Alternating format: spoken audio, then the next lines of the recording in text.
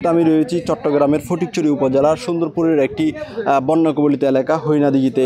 মূলত আজ শুক্রবার জুমার দিন হওয়াতে বেশিরভাগ মসজিদই কিন্তু গতকালে বন্যার পানিতে প্লাবিত হওয়ার কারণে কিন্তু বেশিরভাগ মসজিদে কিন্তু পানি প্রবেশ করেছে মসজিদ মাদ্রাসা, যার কারণে অনেক মসজিদে কিন্তু নামাজের যে পরিস্থিতি বা যে পরিবেশ সেটি ছিল না। পানি এখানে কিন্তু বিভিন্ন স্বেচ্ছাসেবী সংগঠন, বিভিন্ন রাজনৈতিক সংগঠনের পক্ষ থেকে এভাবে ত্রাণ নিয়ে কিন্তু বাড়ি বাড়ি যাওয়া হচ্ছে। বিভিন্ন আপনারা কোথা থেকে আসছেন, একটু কেউ একজন কথা বলবেন, একটু কথা বলবেন।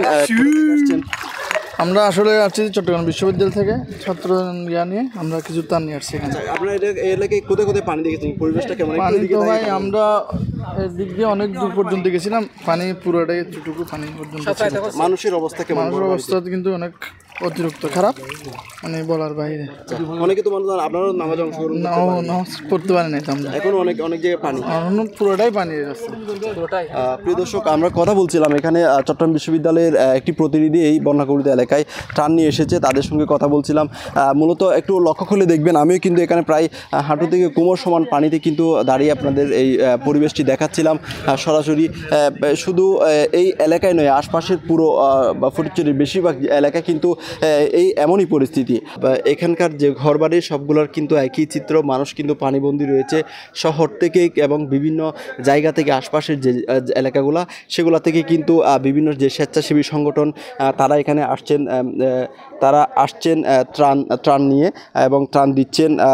এখানকার মানুষের যে পরিস্থিতি সেটি দেখছেন, আসলে মানুষ ঘর থেকেই বের হতে পারছে না। যেখানে যে পানির পরিস্থিতি সেটি খুব এখনও কিন্তু বলতে গেলে এখনও খারাপ। ধীরে ধীরে বন্যার যে পরিস্থিতি সেটি একটু উন্নতির দিকে যাচ্ছে। আমরা সামনের দিকে যাব, আরও কয়েকজনের সঙ্গে কথা বলার চেষ্টা করব, আপনাদেরকে দেখানোর চেষ্টা করব এখানে যে পরিস্থিতি সেটি। মানুষের যে স্বাভাবিক জীবনযাত্রা সেটি একদম বিচ্যুতি ঘটেছে বলা গেলে। এখানকার মানুষের যে পয় নিষ্কাশন ব্যবস্থা সহ সার্বিক যে খাবার দাবারের যে বিষয় সবগুলা কিন্তু একদম ভেঙে পড়েছে। এই হচ্ছে পরিস্থিতি। আমরা একটু কথা বলবো, আমরা এখানে একজন মুরব্বীর সাথে কথা বলবো। এখানে পানির অবস্থা কেমন এখন? একটু বলবেন কালকে কেমন ছিল? কালকে তো না দিয়ে একটু কমছে, কালকে বেশি। আপনি চাষবাসের কেমন অবস্থা?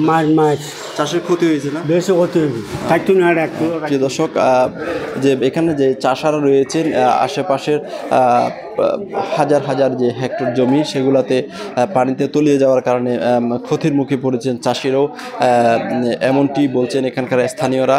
তো প্রিয় দর্শক, আমি সরাসরি দেখাচ্ছিলাম।